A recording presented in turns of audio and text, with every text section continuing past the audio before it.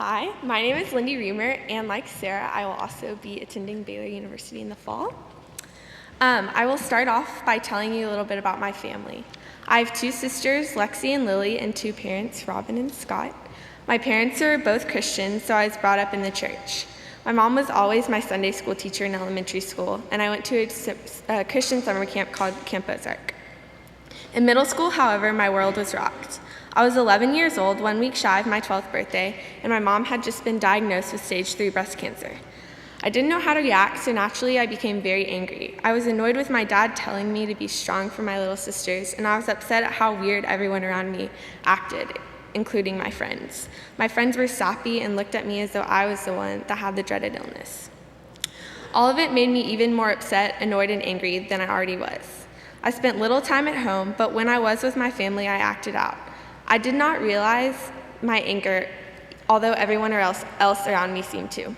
More than anyone, I was mad at God. I didn't understand why he would do this to my family. I doubted everything that I had learned growing up. My mom underwent many treatments, lost all of her hair, and was very sick for a long time.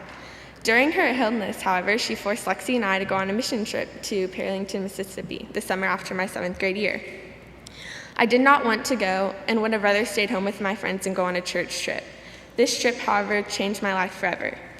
I became a Christian for the very first time. I was exposed to things that I had never learned about at summer camp or in Sunday school. After that year, I started coming to youth group things and became very involved. I was surrounded by friends and mentors who encouraged me in my new faith. Unfortunately, my freshman and sophomore years turned out to be two of the hardest years of my life. I entered high school and immediately clicked with the girls I had a lot in common with, but slowly my friends started to go out and even some would drink on the weekends. These situations were often very tempting, and sometimes I would give in to the peer pressure surrounding me. I was also gossiping and on occasion lying to my parents. On top of that, I hated St. Agnes and constantly felt like I had very few real friends. Very few around me were living for Jesus, and I felt trapped. Each week, month, and year, I felt like I was falling deeper and deeper into my sins. The guilt I had once felt so deep in my heart began to fade. I was numb to what I and everyone else around me was doing.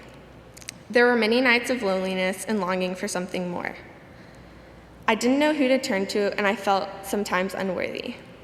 I rejected the conviction of the Holy Spirit. I knew that I should be living for the Lord, but I wasn't ready to give up everything to follow him. I would go to church and put on an innocent face, but everyone around me knew how I was really living. No one questioned my life or probed deeper, so I thought I could be surface level with everyone.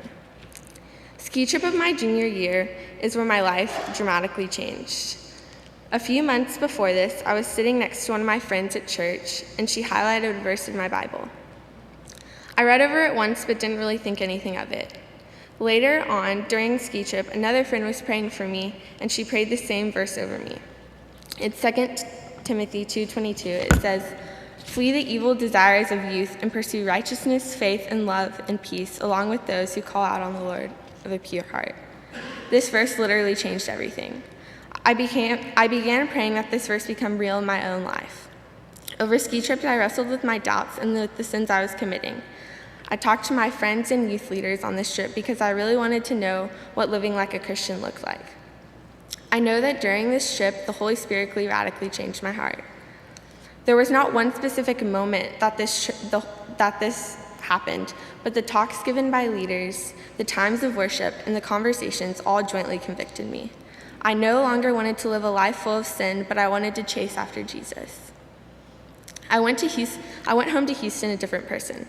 I still struggled with the same sins that I left at home during ski trip, but Jesus was really there helping me to push through it all. I was fine missing out on parties and hanging out with church friends on the weekend because I was living for Jesus. My junior year ended with a trip to New York City. My faith grew so much on this trip. My perspective on Jesus changed. He was no longer this entity that was not tangible, but he was in a relationship with me, a sinner. He loved and cared about me, and I finally realized that. Also on this trip, my relationship with Christian friends were strengthened, and it was the first time I felt bold enough to speak up for the gospel. After coming home from this trip, I was on fire for Jesus. Right after the trip to New York City, I went to live in Nicaragua for 6 weeks. The Sunday before my trip, I remember begging Jesus during the 11:05 service to be present on my trip. I was so nervous to go and leave all of my friends and family, but while I was there, I can truly say the Holy Spirit was with me. I had some of the sweetest quiet times I had ever had. I spent hours with Jesus on some days. I learned how not to be dependent on First Presbyterian to feed me spiritually, but instead to be active in being spiritually fed. When I came home, I wanted my senior year to be completely and totally about Him. I soon slipped back into my routine and my spiritual high was over. I still read my Bible and prayed, but was very passive about my faith. After reading the Bible one night later on my senior year, I came across a passage about actively living your faith. I decided to start proclaiming the gospel and being bold in sharing my faith. I began praying for people I passed in the hallways, and I prayed for people in my classes. I examined my life looking for sin issues that needed to be taken care of. This really helped me to constantly be living out my faith on a day-to-day basis. In conclusion, as I go off to college, I can say with confidence that Jesus is the best thing that has ever happened to me. Jesus has molded me into the person I am today, and I could not be more thankful for Him. Thank you.